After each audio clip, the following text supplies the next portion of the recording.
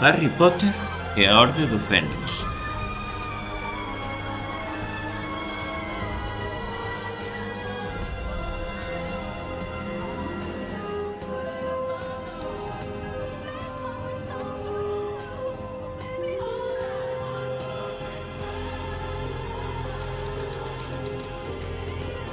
No sé cómo lo verán ustedes, pero hoy hace mucho calor y la situación va a empeorar.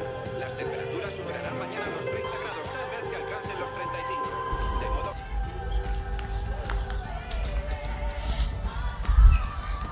Veña, rapaces, temos que marchar. Veña, baixa de aí, por favor. Xa marchamos, si.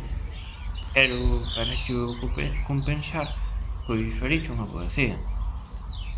Mirade pa este atrás, man. Mirade que cara pon. A ver, Josito.